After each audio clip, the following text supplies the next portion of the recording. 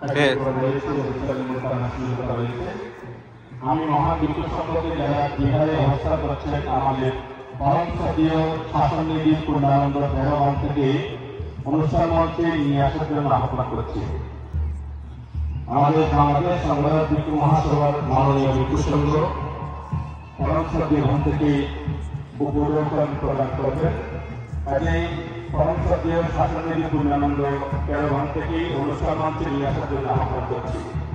সুধীমণ্ডলী, এখন আমরা সম্মাননা প্রদান করব। আজকের অনুষ্ঠানের পরম সপ্তম বাহিনী প্রিয়ানন্দ মহাদেব, ভারপ্রাপ্ত সভাপতি